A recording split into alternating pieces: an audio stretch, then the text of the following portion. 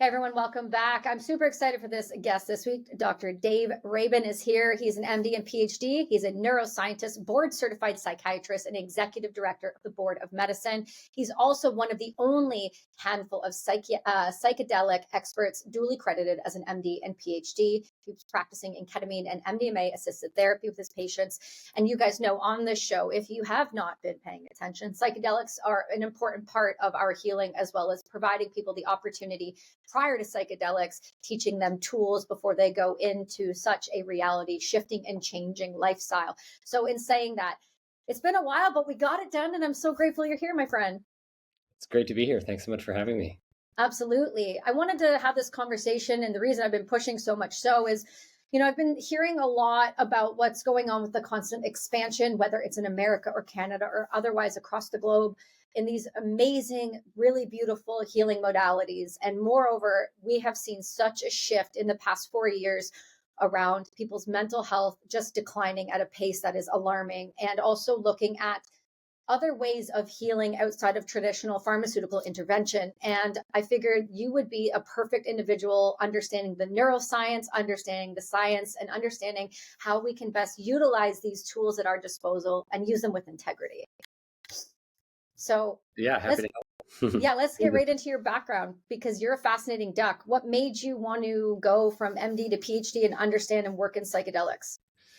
Well, I did my PhD before I finished my MD. I did a combined training program. So I kind of did them both together. I was always interested in clinical research and research around consciousness, and consciousness from the perspective of how do we make meaning from experiences in the world. That's because much of that meaning that we experience is shared meaning, right? And shared meaning is kind of like the fabric of consciousness. As there's been, many people from Christoph Koch to Eric Kandel to Francis Crick and others who have commented on consciousness. Even Deepak Chopra have commented on consciousness in this kind of way. And I think that understanding of how we make meaning from the world always became very interesting to me, because stress in and of itself, you mentioned, this is one of the most stressful times to be alive in history, probably. And stress in and of itself dramatically shifts our ability to extract the intended meaning from our experiences. The more stressed we are, for instance, the more our body shuts down to having any new experience, whether it's good for us or not so good for us. Any new experience we shut down to and close our minds to because of chronic stress. So that is something that we just haven't really studied that much in modern psychiatry or the history of our field. And, we know a lot about the systems that govern the body and the brain's processes around dealing with stress and around safety, recovery, healing, but we haven't really put this together in a model that helps us to better understand mental health and the mind-body relationship. And so I became really interested in that and studied the neuroscience of chronic stress on cells for, maybe like 8 years, and did my PhD in neuroscience, and then finished medical school and went into psychiatry, because I discovered in the very end of my medical training, through a friend who was fascinated by psychiatry, also in medical school, fascinated by psychiatry and what was going on in the psychedelic research scene. And I was treating a lot of veterans and folks with severe trauma at that time in the mental health space. And I was starting to notice what had been published in the literature, which was that many of our best medication-based treatments only work for 30% of people with chronic PTSD. And that's a really bad statistic. That's like terrible. That's like one of the worst ever, that only 30% of these people are getting better and the rest are sick for the rest of their lives. I mean, that's like an astoundingly bad figure. And so I thought, well, this is an area that's ripe for improvement. It has a lot to do with the way we deal with chronic stress on the whole human level. And then I found through my friend, like 10 of the leading psychedelic research papers that had been published at that time. And this is going back to 2012. And I stayed up all night reading these articles and realized that it was this amazing opportunity to study consciousness through safe drug-induced altered states of consciousness for these time-limited periods using psychedelic-induced therapy states, and then seeing if we could augment therapy and trauma healing by getting right to the source through the lens of psychedelics. And so as I saw that this was what the evidence was starting to show, that these are some of the best treatments we've ever had in the history of psychiatry for mental illness, I thought, this is it. This is the area for me. And so then I started doing my psychedelic research in 2012 and just trying to find everything I could read about it. Then I found Rick Doblin, and then I got trained in MDMA and then ketamine therapy. And then, and then just been researching how psychedelics work and treating patients and training clinical providers since. Have you, maybe this is an assumption. Canada's definitely a little bit different. So maybe this is an assumption. Have you sat with the substances you work with? So ketamine, absolutely. We sit with ketamine. So all the best ketamine trainings, and ketamine is a really great molecule because it's legal. And so it is the only legal psychedelic medicine, and it's potently active to the brain in a way that's similar to many of the different psychedelic agents. And what's interesting about studying the broad range of psychedelic agents used in indigenous tribal culture and throughout Western culture, and the language that these different groups use to describe the experiences, is you start to realize what they have in common between the experiences.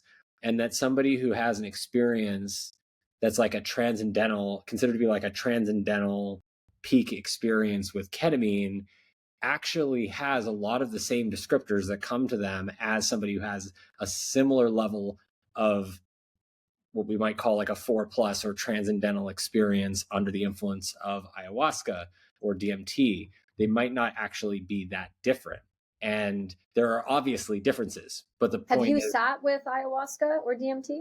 I have led a research trip to Peru, and we worked with the Shipibo people, with a group from Yale, and started one of the first epigenetic trials of ayahuasca comparing to MDMA-assisted therapy to look at the commonalities between how they changed gene expression. But yes, we sat with and learned from the Shipibo people, from 5 lineage trained shamans within that culture, for a good number of days, and then did several ceremonies with them and observed how the medicine actually is working psychologically on us. Like, how are the experiences within our group similar to other people's experiences? But then also, as clinicians, we're asking, how are these experiences similar to those who have experienced ketamine in the clinic? Totally different setting, totally different drug.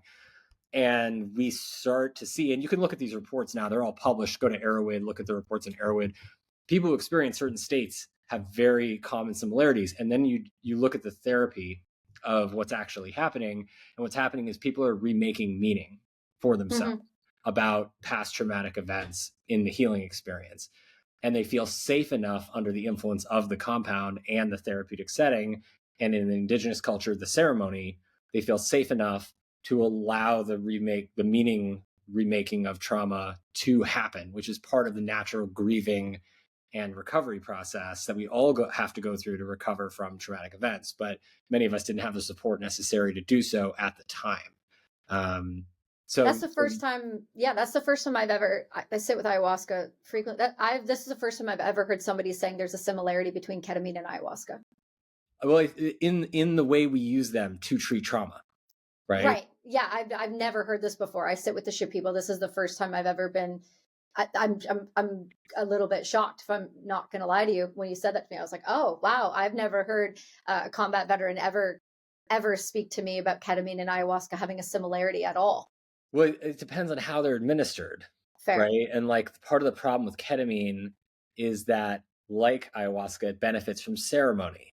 Right. And there is no ceremony delivered with over 95% of the ketamine that's delivered to patients in this country, which goes to your question around overprescription and kind of some of the problems we have with legal psychedelic medicine when unregulated properly, is that we have there's no treatment guidelines for ketamine therapy. We've published what we believe to be, from the Board of Medicine, the best practice guidelines, working with folks at MAPS and other psychedelic experts on what we believe the evidence to say from all the trials to be best practice guidelines, which includes proper screening, preparation, into guided sessions with 2 therapists, and at least 2 therapists and integration afterwards.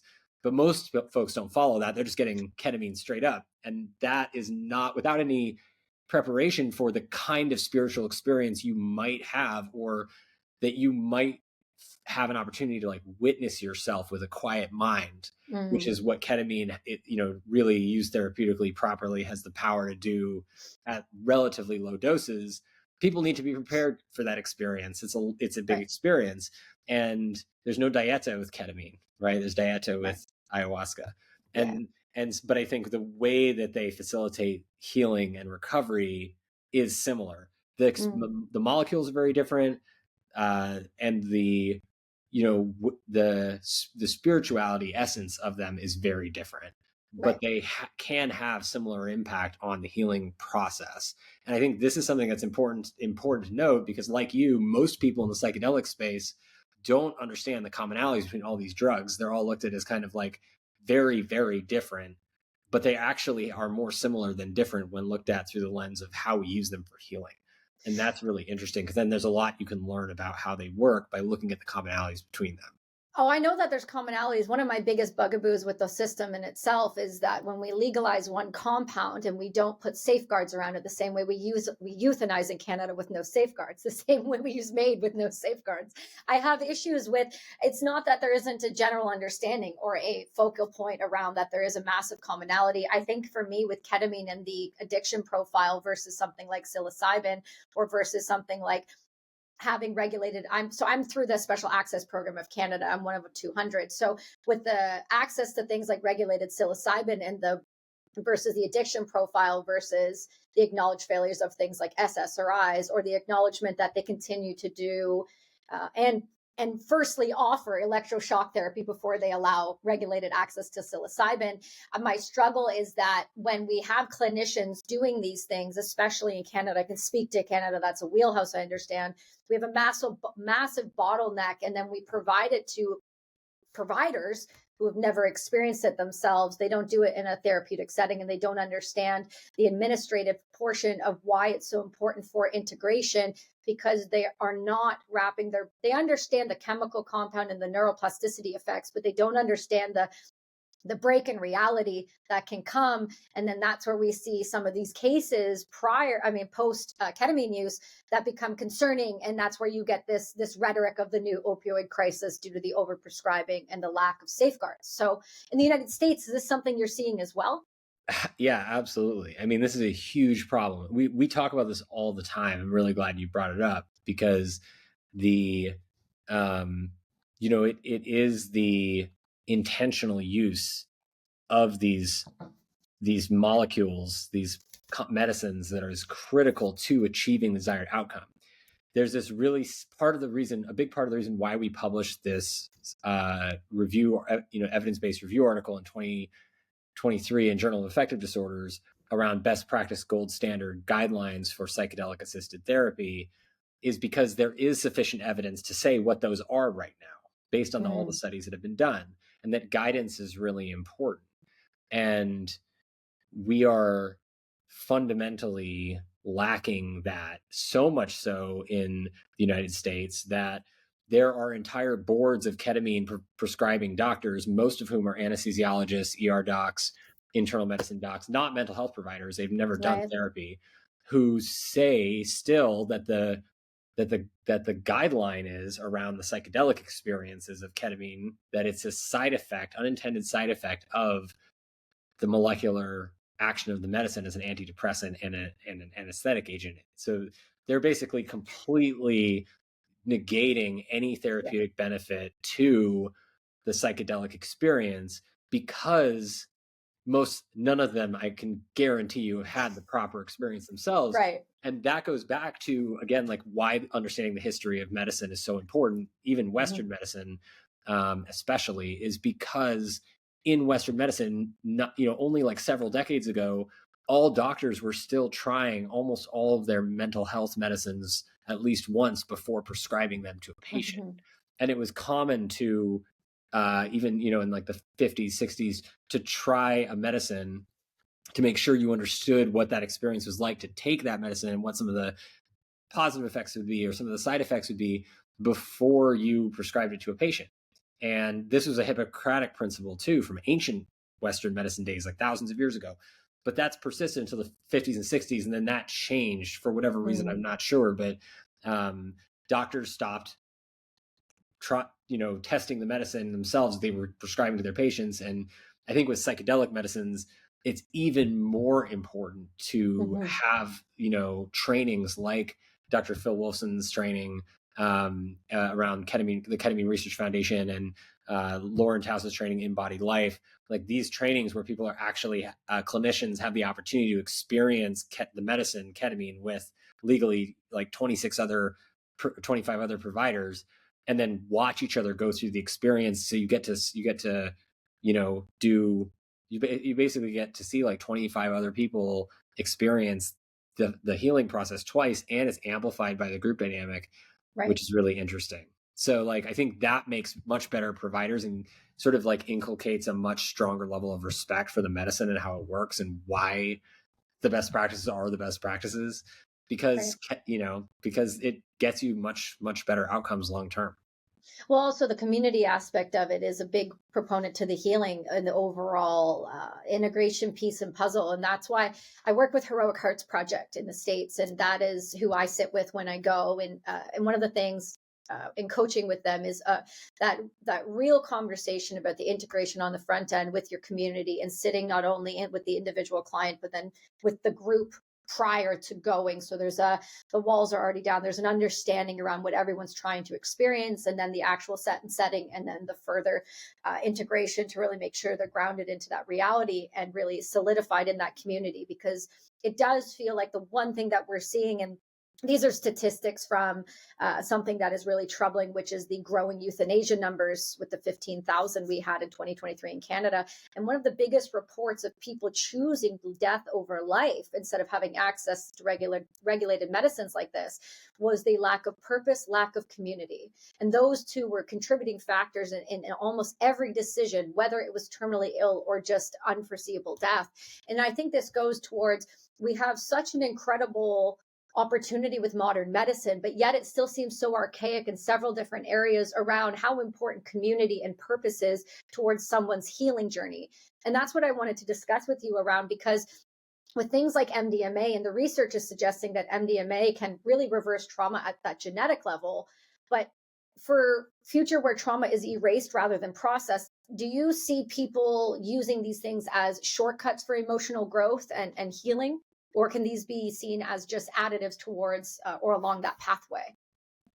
I would say more of the additive, and you can't, contrary to popular belief, like you can't actually erase anything, right? Like your memories are your memories, and they're there somewhere very deep down, and they're either like, the trauma is either processed or it's stuck. There's not really like a shortcut to it.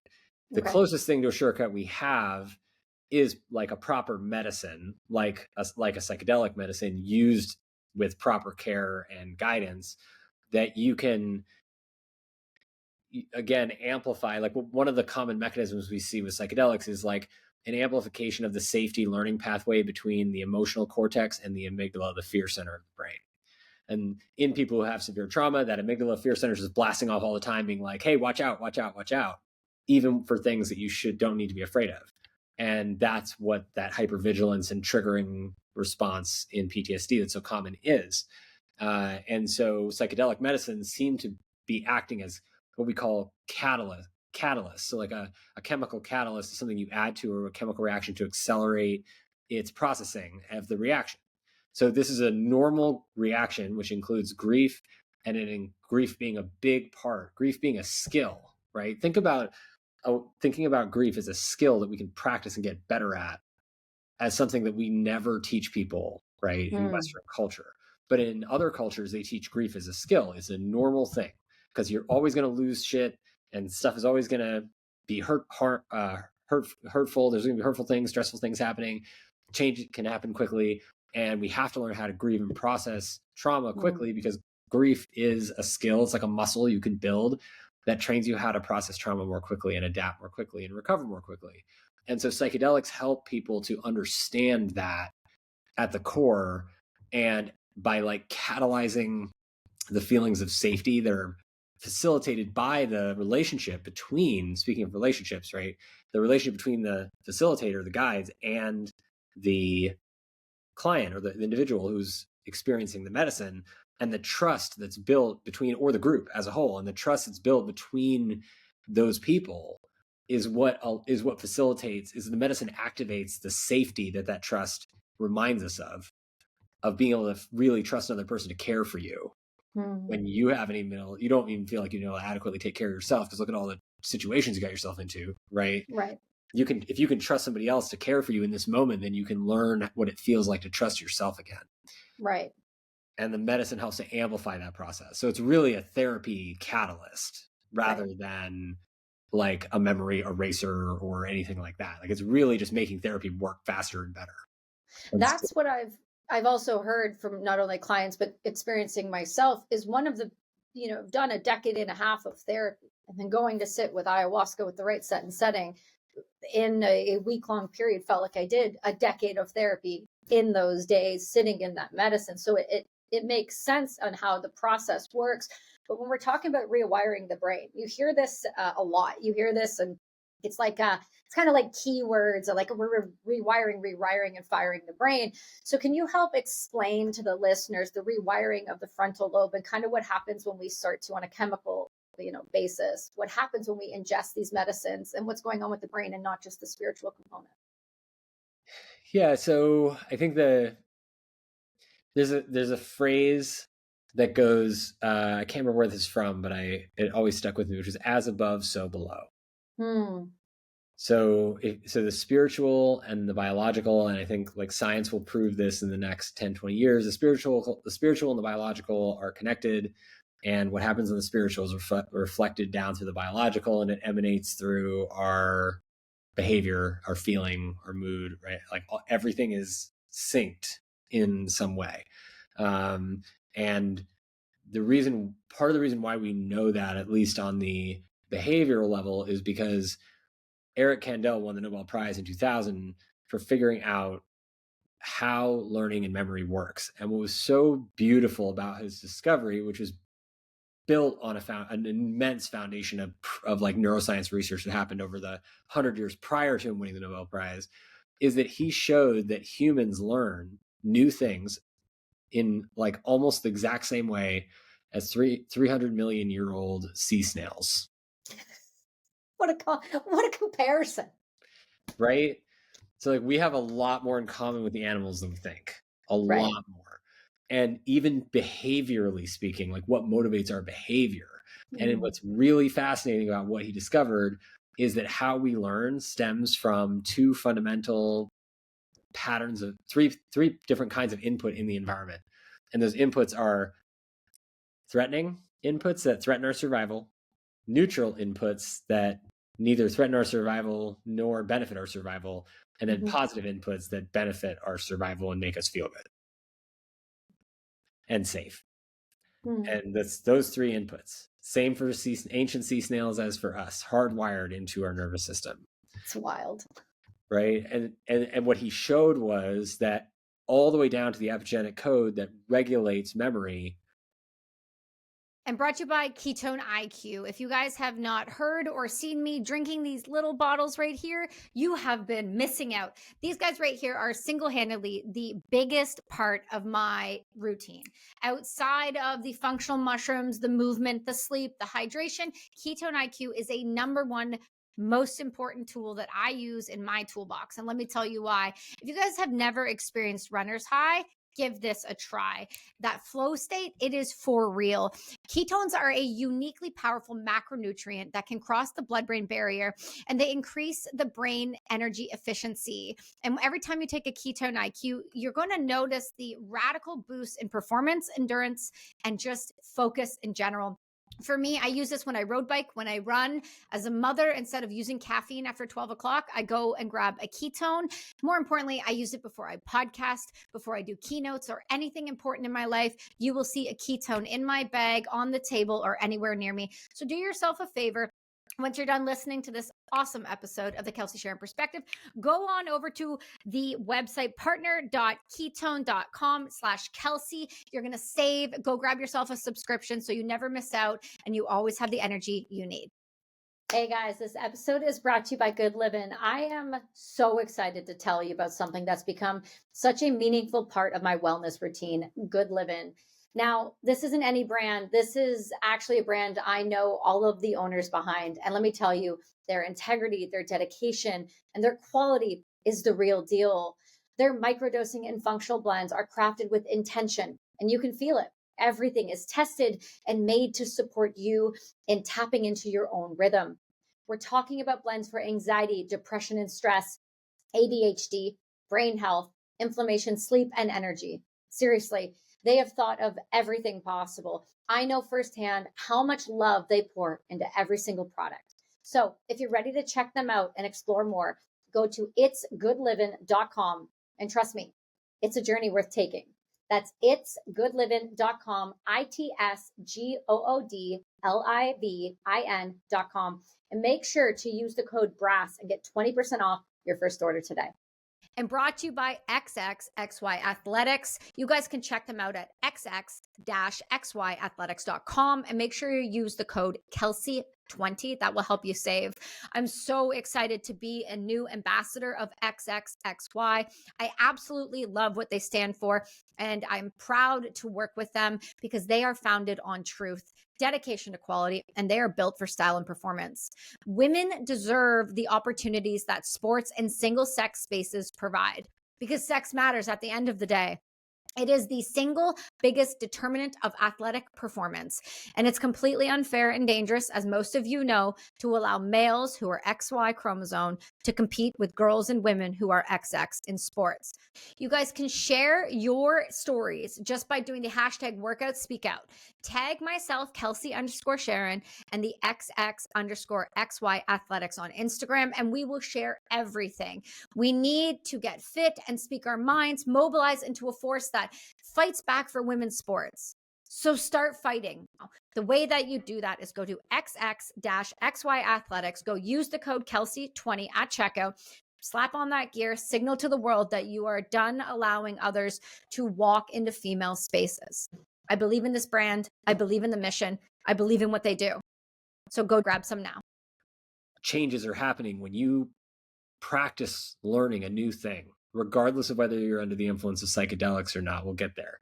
But just when you practice learning any new thing, there is changes going on for that neuron to grow in the direction to make new synapses form, which is what happens when you learn something new, with basically a synapse being a connection between one part of the brain and another part of the brain. For that to happen, your neurons have to grow to touch each other. Mm-hmm. For your neurons to grow to touch each other, they have to make proteins that support like the scaffolding of the cell. So the way the cells, if you imagine like a building, right? The building to grow has to have the scaffolding extend on the outside, and then they build around it. It's the same thing with the cell. The cell has to build the scaffolding to support the growth of part of it in a different direction to learn that new thing. And for that to happen, for the scaffolding to be built, you need the core ingredients. Like in the scaffold in the building, it's like the steel and the wood and all that stuff, and the bricks. In the cell, it's proteins and amino acids.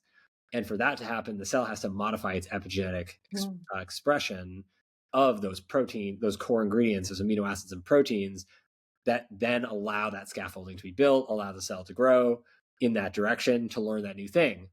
And the more that you do anything, any practice, whether it's like practice that's good for you, like practicing gratitude or going to the gym, or whether it's practice that's bad for you, like, binging on junk food every time you're stressed out and, not going to the gym ever, not being completely sedentary, or thinking about yourself as you're a shitty person, for instance. Anytime you do that practice, you're strengthening those connections in your brain all the way down to your epigenetic level of what regulates those neurons. And the Shipibo people and many of the tribes people believe, which I think is so fascinating, that the DNA is actually where all of our spirituality lives. And by tapping into our DNA, we tap into the source of our divine, of our connection to the divine. And that is pretty wild because every living thing has DNA. And that's Right. and Francis Crick, also the guy who won the Nobel Prize for discovering DNA, he started to have some of these thoughts too without this connection to indigenous culture. And so I think there's a lot. That's where I think the connection is, and that's what we're going to prove in the next 10 to 20 years, which is really exciting. It's super exciting because these are the thing that we've seen. Again, I speak to Canada. The thing that we've seen in Canada, especially when I testified at the Senate subcommittee, was it's very simple. SSRIs are an acknowledged failure when it comes to working with post-traumatic stress disorder, major depressive disorder, or treatment-resistant depression. Yet it seems to have no bearing on whether or not a psychiatrist or psychologist continually prescribes more and more SSRIs. You've heard the conversation, I know you have, we're going to start you low and slow. But then you also hear the conversation of, and I've heard this several times, I will put you on them. I will not take you off of them. You become a suicide risk now at that point.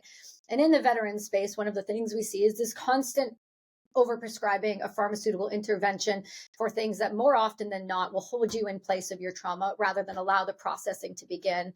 In turn, with the military, will remove you from situations that are community-based and kind of ostracize you as the broken soldier. And so in the United States, we see this. I've served with the Americans. This is an ongoing problem with the VA in America, as well as it is with any other NATO ally. SSRIs are given out like they're candy. So if you were to look at these symptoms and these issues, you've worked with veterans before, how do you see SSRIs fitting into someone's life, or do you at all? Yeah, so it's a great question. And it's a nuanced question because SSRI antidepressants are not all bad. They are just good for certain things. And that those things that they're good for is stabilization of someone. Because like a triage situation? No, more like if somebody has like very severe depression or anxiety of a certain kind, then, and in some cases, certain kinds of PTSD, you can prescribe them certain doses of SSRIs that within like 4 to 8 weeks will get them to a level of stability enough to be able to participate in therapy. Okay. And those people are like some of the people who are like so anxious that they like so anxious or depressed they can't get out of bed, they can't like get or do their day-to-day like activities of daily living. People who are like in really bad shape, they're great for stabilizing those people because they work by flooding the serotonin receptor. And when you flood the serotonin receptor, you actually shrink the emotional window of perception. So the side effects the benefits of SSRIs are that they narrow, if this is all the bad stuff you could pay attention to in the world, they shrink the emotional window on the bad side, right? But if this is all the good that you could be aware of in the world, they also shrink the emotional window on the good side. So the biggest side effect that people get is like inability to get like sexual arousal, orgasm, like gut hyperactivity, and numbness, like dullness, apathy. And that's because you're decreasing the amount of things that you can draw meaning from on the emotional extremes of the emotional spectrum. But that's great for stabilizing people who are in a really bad way. The trick is like, what do you do next for those people? And then the other question is, I think should SSRIs be a first line for everyone, particularly people with PTSD, knowing that the stats we know about how well they work? And I would argue that they absolutely should not be the first line because they have side effects, many more side effects than ketamine-assisted therapy, which is again legal and extremely successable for people with PTSD, and has way less side effects than SSRIs. So I think that now like the evidence is starting to emerge that ketamine is a fantastic alternative and it's so safe when used properly. We don't use intranasal ketamine because it has a high risk of abuse. All of the ketamine is pretty darn safe and low risk of abuse and lowest side effect profile for any antidepressant, and it's acutely anti-suicidal antidepressant, which most people don't know. So ketamine actually helps reverse thoughts in the short term of suicidality and suicidal ideation, and no other antidepressant does that, not one, within 1 day. So that's pretty amazing. It is amazing. It's unfortunate where if you look at the timing with the GWAT, right? You had the 03 to in America 21, and in Canada till we were 06, 07 to 13. And unfortunately, in those timeframes, the medication that was being prescribed, especially when I was injured in country, was 11 different pharmaceutical drugs at one time. So when somebody is giving an Those are the folks I intervention, was seeing too. say again. Those are the patients I was seeing too. They were on Yeah. like 10 to 15 different medications, Yeah. and we had Yeah, no it's- idea what was causing their symptoms. Exactly. And that's kind of, so that's what happened to me. I was 19 and I was put on 11 different while in country. And that's a situation where that story, my story is so damn common. It's unfortunate because when the first line of defense is an SSRI coupled with a sleep medication and an upper and a downer and another mood stabilizer, it's hard to then pull apart as a psychiatrist. I still work with my same one, and I haven't been on pharmaceutical drugs for over 7 years. And I think one of the things that happens though is there's a burnout in the system when it comes to veterans. I don't know if this is what happens. There's a frustration point that happens. There's a burnout. And then there is just this is what you're on and this is what you will have to stay on conversation, rather than looking at integrating a psychedelic. And we're talking about integrating a psychedelic with pharmaceutical intervention. What are the concerns that you see with something like an SSRI and maybe some other sleep medication or others, that when you were to introduce a psychedelic, it could potentially be dangerous or maybe not a profile that you would mix? I mean, so that's a little bit of a complicated question to answer on a podcast, because there are a lot of drug effects. I think that Right. the easiest way to think about it is that drugs that, like SSRIs and most antidepressants that boost serotonin in your body, should not be taken with any psychedelic that boosts serotonin in your body. Right. Because that's when you can get very lethal levels of drug interactions that can result in death, which is such a tragedy. And it's called serotonin syndrome, from just like too much serotonin in the body. So we actually do not recommend anybody use any psychedelic that boosts serotonin or activates the serotonin receptor, including psilocybin and LSD, and DMT based ayahuasca, MDMA. We don't recommend using any of that if you're taking a serotonin antidepressant or any other serotonergic pharmaceutical.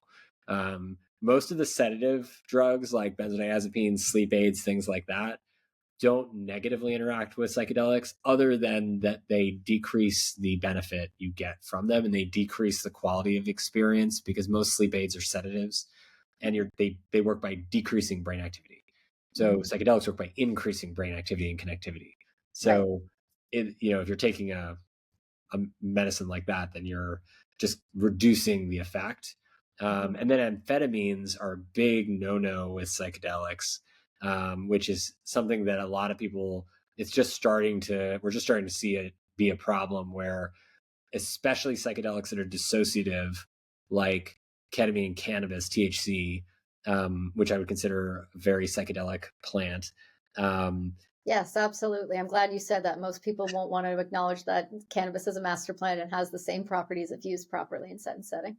Yeah, absolutely. And if you take, we see a huge increase in children and teens with drug-induced psychosis, and even young adults when they're taking psychedelics that are at all dissociative, like ketamine and cannabis, with amphetamines like an Adderall prescription. And so we really, really don't want people to mix those. The mixing is really where a lot of the problems can happen. Of course. Right.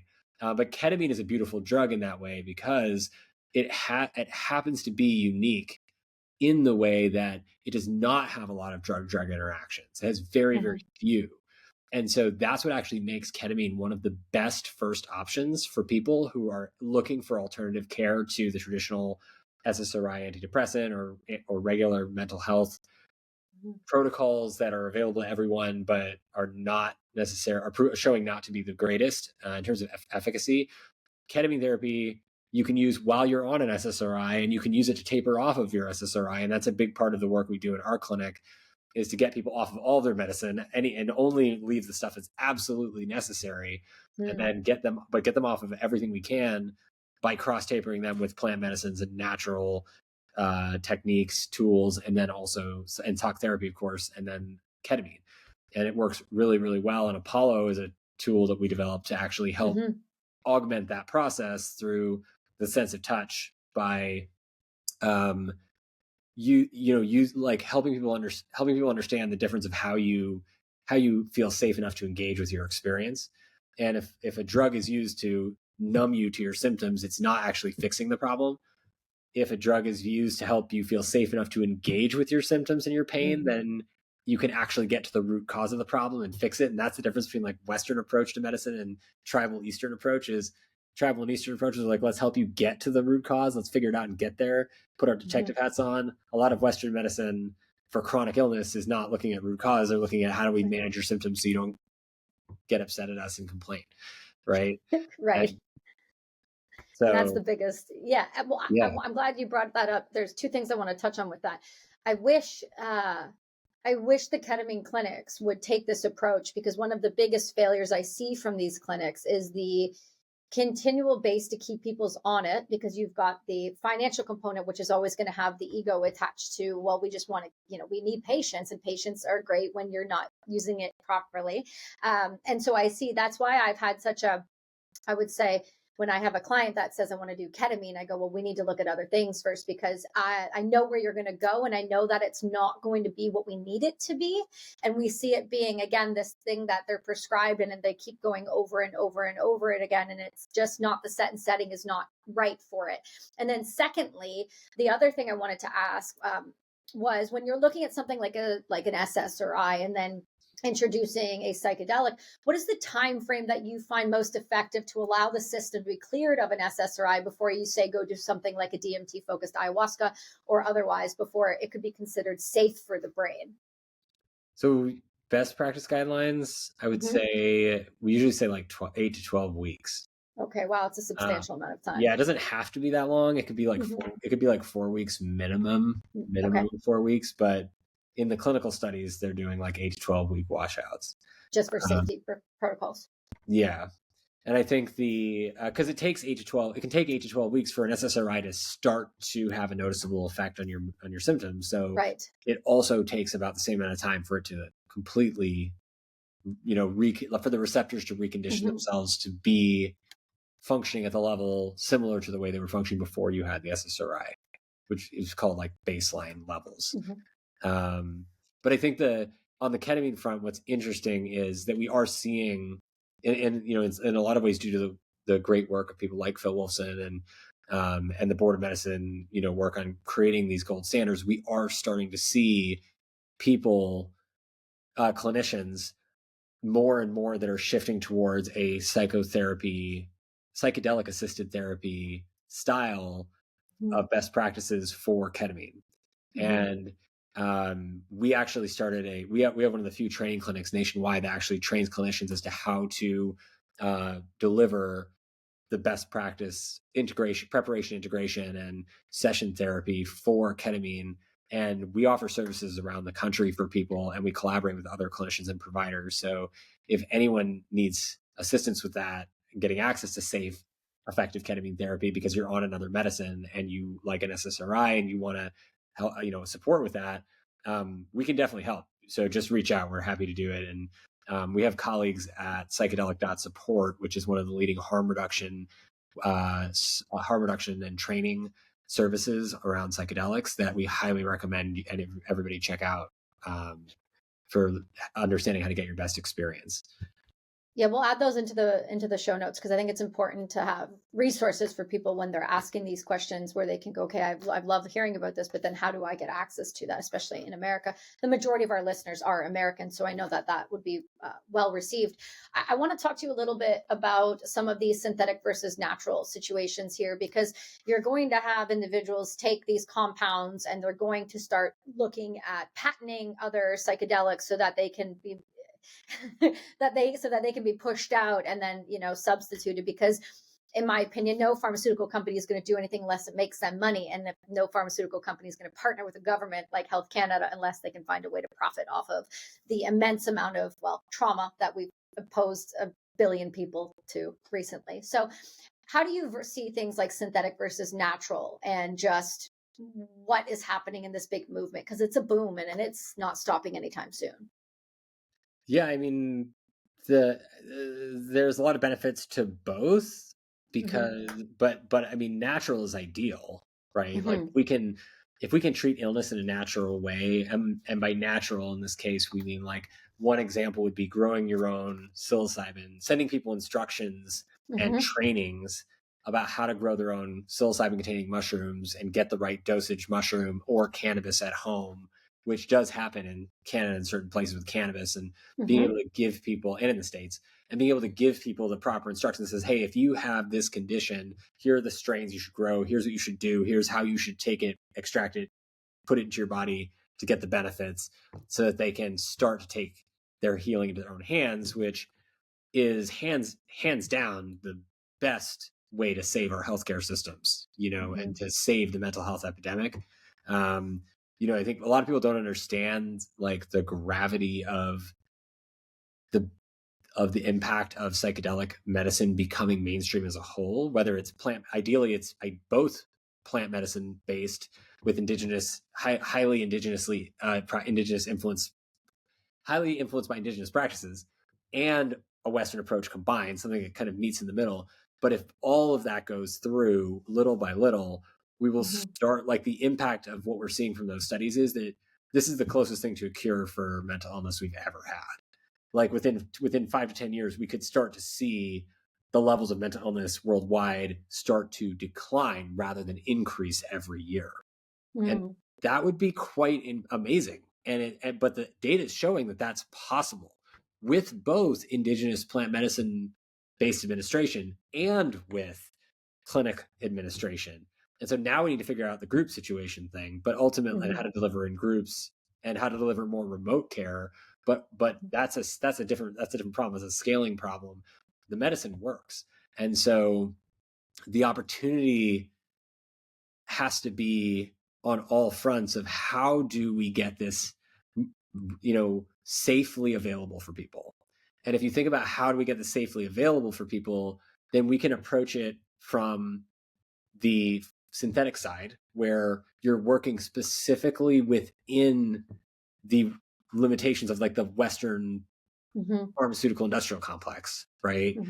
And patenting new drugs, which albeit is actually really, really hard to do because Sasha Shulgin published almost every single compound for every psychedelic drug. And it's pretty hard to make new ones that work better than what he already discovered. So, and those are all unpatentable now. So the, will there be new patentable psychedelics that are interesting? I'm sure there will be, but I don't think they're going to be as interesting as the psychedelics we already have. So then if that is the consensus that we're going to probably see, then there's going to be more of a focus to figure out how to make it worth someone's while to commercialize and medicinalize psychedelic agents that are off patent or plant-based in the United States. And one of the ways to do that is that's not a commercial, it can be a good commercial opportunity, but it's not always, is like the religious practice of religious use of psychedelic medicine in the US. Not always a business, but can be run like a nonprofit business. So it's, but it's a way to disseminate ceremony plus medicine to the community. So so it's all valid. It's just, the system is corrupt in and of itself. So we just need to figure out how to get through it. It's not, we can only push on it so much.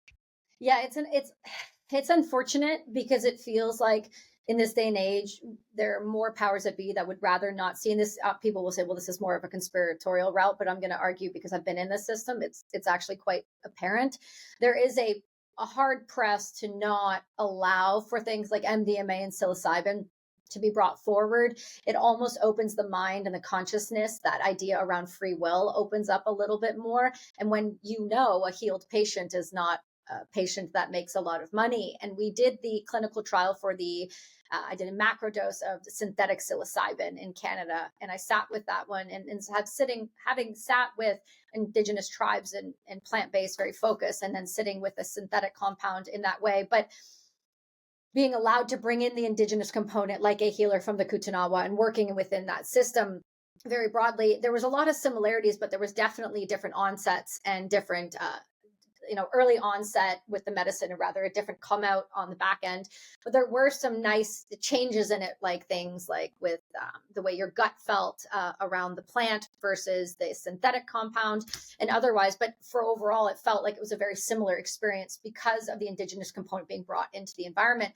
But we do see a lot of people wanting to go and experience psilocybin for things like end of life therapy. That's what the special access program is for Canada. But when you have one individual trying to approve thousands of applications with thousands of dollars in lawyer fees and having to jump through hoops and then be offered electroshock therapy before they'll give you access to psilocybin, which is Health Canada's protocol, which is absolute insanity to me that is still even on the table.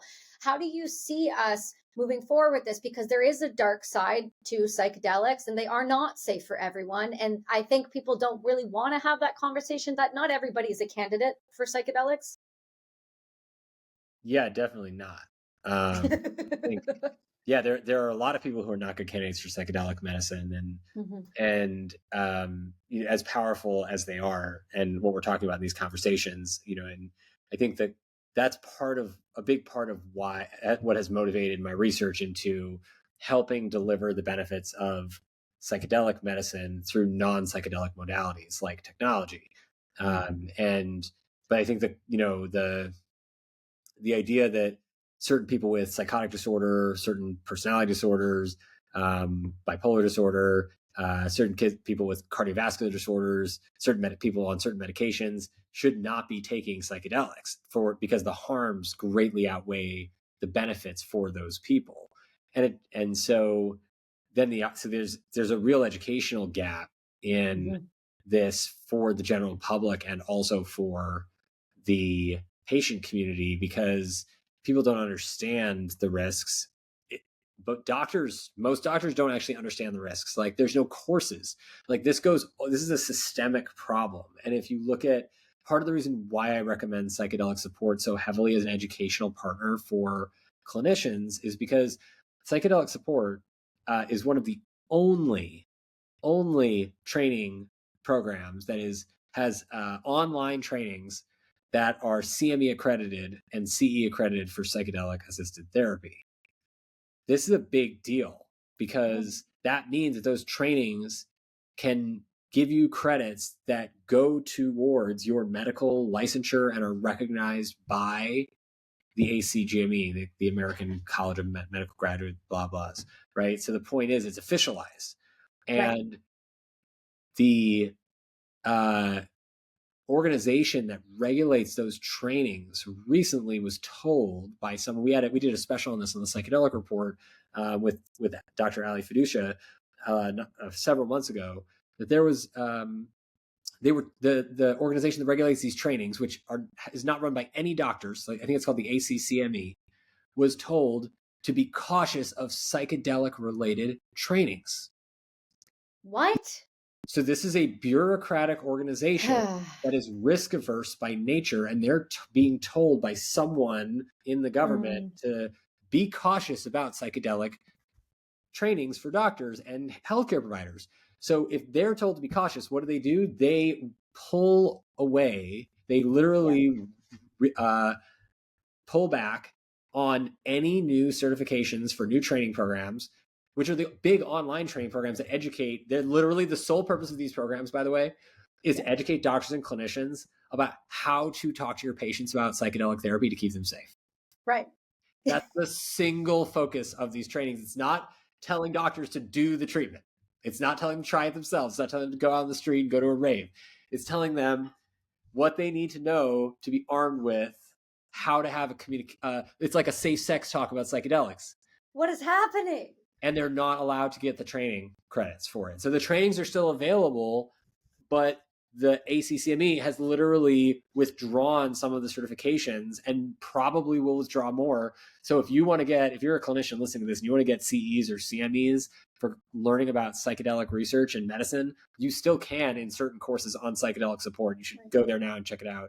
And if you go through our Board of Medicine link on our homepage, you get a discount on your training.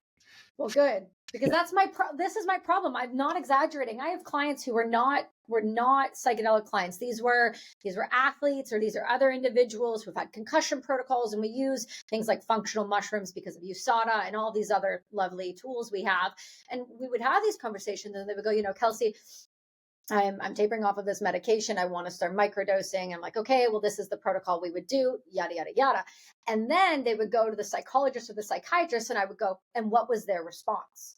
And they would go every time, I'm not exaggerating. I have it in writing. It blew my mind. The one said, "Oh, I had a bad experience with that. You shouldn't do that." There was no further dialogue. There was no breakdown as to what's going to happen, or even why this maybe wasn't a right person, candidate for this medication or for this psychedelic. It was like, no, I've had a bad experience. There was no other dialogue whatsoever, and there was no other conversation. And further, I've had even my psychiatrist, who's the leader in PTSD research in Canada, who's been treating veterans for 40 years. This man is just, he's amazing. When I went to him years and years and years ago, and I said, "I'm going to do ayahuasca. This is not a question. This is what I'm doing. I'm letting you know." He looked at me and he goes, "I can't control you. I've learned that a long time ago. But furthermore, I don't understand it. I'm not going to sit here and tell you I do.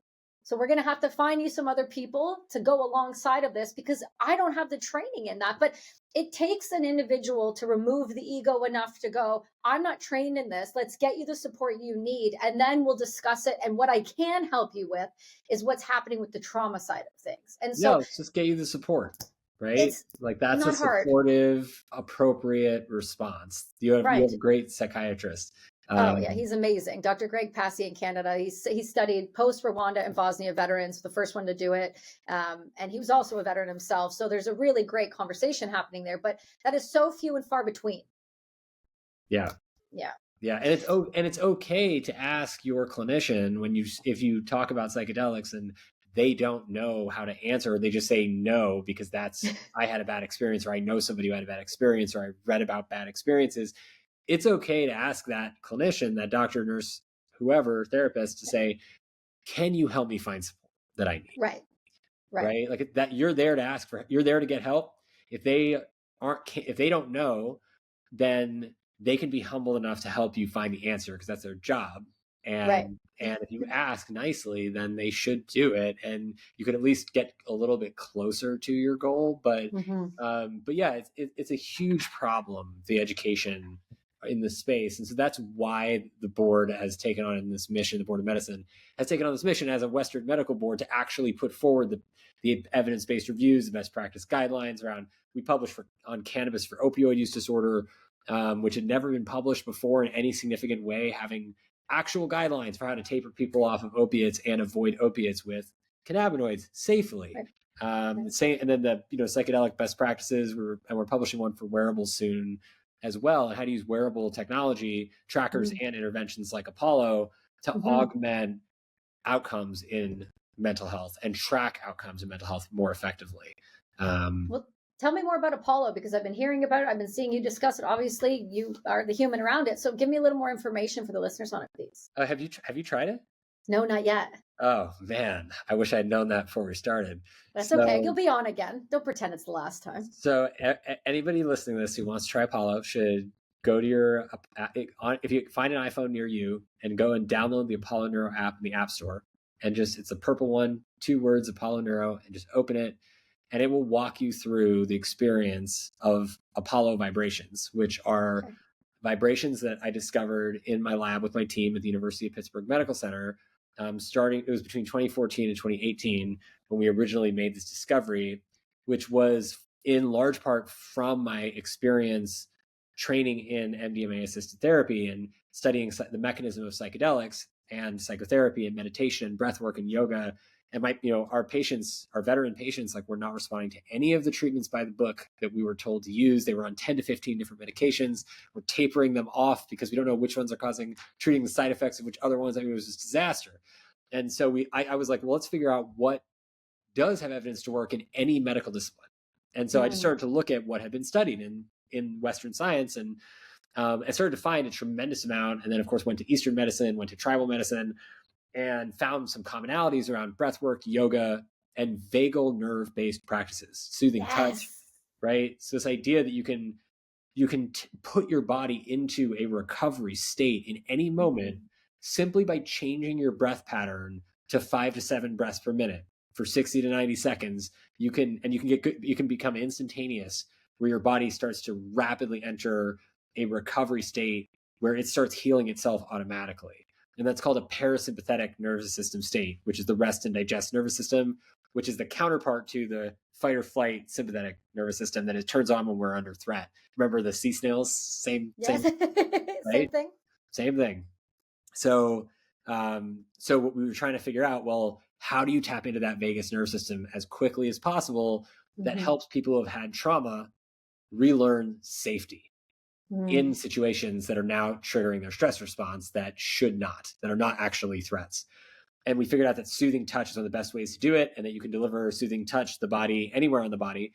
I'm wearing it on my chest, but you can deliver it anywhere to the body with these very gentle sound waves that are deep bass frequency sound waves that you feel in your body that are resonating between 5 and 7 times per minute. And at that specific rhythm, our heart and lungs sync with it, and we start to enter a vagal dominant state as if we had been deep breathing for an extended period. So it feels like soothing touch. It activates the breath, slows your breathing and your heart rate, and then helps you be more have somatic embodiment. So like be like mindful and present in your body with what you're feeling right now, which then centers your mind back into your body and helps you just be yourself. See, I love that because I'm a somatic breathwork practitioner, but I also wear hearing aids, and I have a similar thing for tinnitus that goes on, and it slows it all down with that vagus nerve. But within concussion protocols, one of the things we teach is getting people to be able to breathe so the cortisol spikes go down and their body comes back into that rest and digest place, which is a beautiful place to be. But you try telling that to someone when their heart rate's through the roof and they're shaking and they're reliving a moment and a memory that's so hard, and you try doing that over a virtual, that's not always going to work. So it's almost like biomimicking. It's like biomimic a safe space, which is a beautiful. See, I didn't know. I knew you had the protocol and I knew you had the app, but I didn't understand exactly how it worked. I'm going to absolutely have to try that and recommend that to my clients, because there is something really profound about being able to teach somebody how to use a tool in a way that's not only going to impact them, but every single other person around them. Exactly. And that's exactly it. And it helps to serve as like a reconditioning, relearning tool, because you can take it with you and you're in control of it.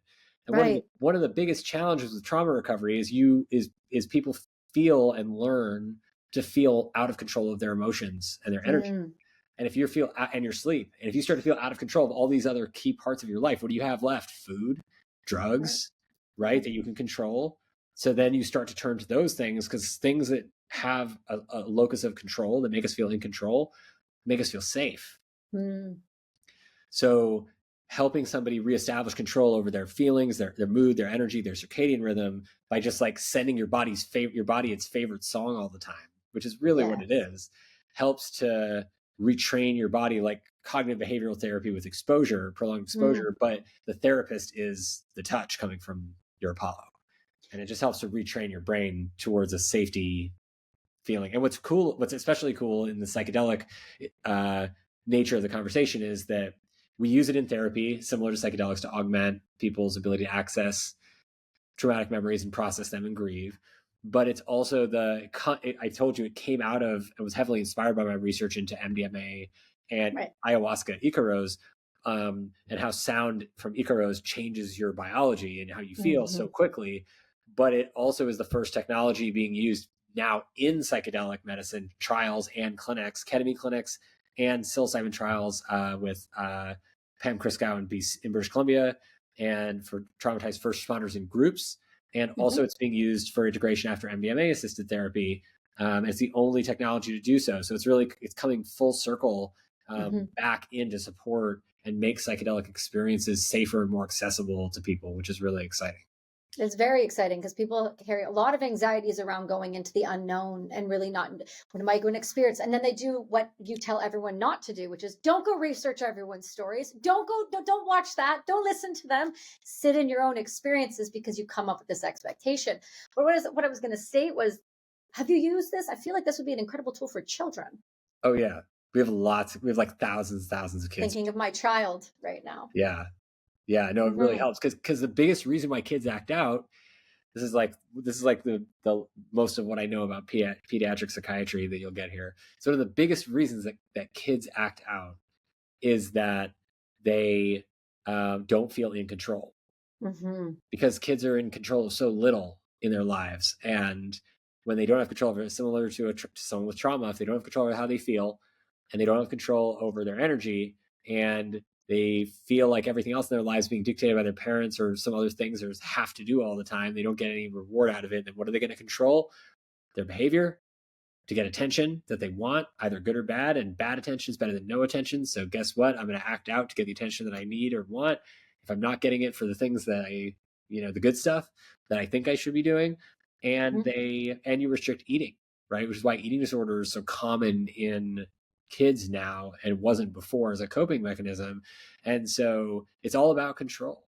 So if you give kids, that's why breathing techniques should be taught to kids from like early days, like no screens. Yes. Do not teach kids with screens to avoid their emotions or numb themselves or distract from their emotions. That is a recipe for disaster, and basically like trains your kid's brain to be ADHD, ADD.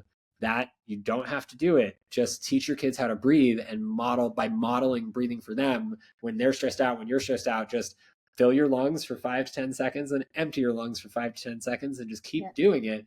And if you have your kids close to you, they'll feel your lungs rise, and they'll feel them, and then they'll start to do it. And I know it's easier said, everything's easier said than done, but that's those kinds of self-soothing techniques are critical for creating and nurturing highly adaptable human beings. It's hard to get kids to do it, but the thing I've learned, especially with my son who's 8, is that when you just make it a routine, like you finish, you brush your teeth, you put your PJs on, you get into bed, now we breathe, then we go to bed. And I think it's just that muscle. It's the same thing with things like cold plunges, doing hard things. It's repetition, and just making it a part of your life, and not making it a chore, but making it something really relaxing and beautiful. And when you do that, I have noticed as a child, as I was a fighter, so in all fairness, my kid comes by this honestly, but when he's teased, he'll just punch you right in the face. Like we're not doing this. And so when you teach them to breathe before they react, often you get a better response. But it's, I've had this discussion with school systems, especially in our area, like, can we sit down and teach these kids to breathe? And the word is always no. They don't want to teach any of those tools whatsoever. So I'm actually curious about getting one of these devices for my son to see how he responds differently, because he is what we would call a long-haired animal, or a tiny domestic terrorist. Depends on the day. And I'm here for it, because you know what? Those children make incredible adults who are not manipulated easily, and they constantly drive teachers nuts, but they make for good adults. So you have to balance. If you could have a tool like this that makes them feel safe in a different environment where they can naturally bring themselves into what I would call consciousness, instead of that, subconscious, just reactive mode, I think that would be an incredible additive. Now you just have to convince the school systems that it's better than Ritalin. Yeah. I mean, we're working on it, but I believe it. Yeah. It's just that, but I think like this is where we start to, like, Apollo is the first technology of its kind to have this kind of impact as a intervention that you can wear on kids and adults, like to improve focus, for instance, or sleep, or psychedelic experiences. It's the first of its kind. As we launched in 2020. So as you start to see new, more stuff come out that uses vibration, electricity, sound to sensory experiences, somatic experiences, to center the mind and the body and augment what you might call like pause, right? Taking a moment of pause and being here now for a moment, and just appreciating that. The more that we will see more tools that start to come out that help facilitate access to those states. Most of them aren't for kids. Apollo is for kids, which is great. But I think that's beautiful. Yeah, but I think, or kids and adults. But I think the point is, there will be more stuff coming. It's just, but we need to start teaching our kids this stuff now, regardless of whether you have the tools. Now you can get Apollo on your iPhone for free if you download the app, and at least you can use that to teach your kids through the phone. That's a good use of the phone, because it doesn't require you to look at the screen. It's not about the screen; it's just about the feeling. And so I think that is one of the major steps that we're taking to like democratize the discovery that this comes from in science into a technology that's actually can appear on the device you already have in your back pocket. You don't have to spend $350 out the gate and buy a wearable. You can just try it and get the benefits first. And that's how science needs to be. Like that's like how plant medicine was intended to revolutionize mental health, is because you can grow your own medicine. right? So if people know how to grow their own medicine properly and use it properly to heal, then you just saved, in the case of somebody with PTSD, you could save like millions of dollars over the lifetime of treating that person with that chronic illness. That's huge, right? Like you multiply that times 40 million people or whatever, and you have start to have a pretty healthy looking population and a healthcare system that might actually even make money because we're not blowing all of the money on people with chronic mental illnesses. Yeah, reactive medicine. We want preventative medicine, not Exactly. reactive medicine. And that's obviously what you see. Well, I'm very excited about that. Is that available on iPads at all, or just iPhones? So the Apollo wearable is available for Android and iOS, all devices that Perfect. are like newer than, I think, like the iPhone 10. Okay. But the the Apple app is only the app that vibrates your phone is only available for iPhone, because iPhone's the only smart device right now that has the high fidelity haptics in it to be able to deliver that. So that's where it's available now, and hopefully other places soon. Well, I'm excited for that. I'm genuinely very intrigued by that. I'm going to try that out with my son tonight. But my last question to you is being somebody in psychiatry and psychedelic research and in just neuroscience, and just to be honest, you work around a lot of trauma. You work up, that's a heavy thing to take. What's the one thing that keeps you up at night? That unresolved question. What is the one thing that eats at you? I mean, what keeps me up at night is probably not so much an unresolved question as just some of the gravity, the size of the challenges that we're facing as a community right now, as a society. And it's amazing, right? Because I think, just to be present with this for a moment, where we're at as a species, right? Like up until this moment, we have access to more tools to treat and heal people than we have ever had. More technology, more drugs, faster development of all of those things, faster dissemination, scaling of all of those things. We have more of it and more access to it globally than we've ever had. And that is stunningly phenomenal. And yet we are still struggling with some very, very basic problems. And one of those basic problems, in addition to the health problems that arise, like poor sleep and mental health and addiction and all these things, one of those major problems that is easily avoidable is loneliness. And loneliness is like kind of an epidemic, because especially in first world countries, because there has been created a financial incentive around division. And division is what destroys humans. Unity is what maintains, sustains humanity. And that has been the case since the first humans, right? Like this, if we really want to make sure that we're students of history, so we don't repeat the failures of the past, all the civilizations that have not made it became divisive and screwed it up. They forgot who their allies were, right? And they forgot how to work together. Or they overproduced in such a way that was greedy and not about like sustaining your environment. We are doing all of those same things. And we're just doing it again in a bigger way, so that the whole world is affected, right? And like the climate is affected, and like this isn't good, like nature is a beast in terms of its abilities to like hit a reset button if it wants. It's going to do what it needs to do to preserve itself. Like, I think people forget that indigenous cultures, many of them look at nature as a living being, right? It's like a thing that's alive, just as alive as we are. And just like we try to fight off something that's destroying us from the inside, guess what? Nature's going to fight off what's destroying it from the inside.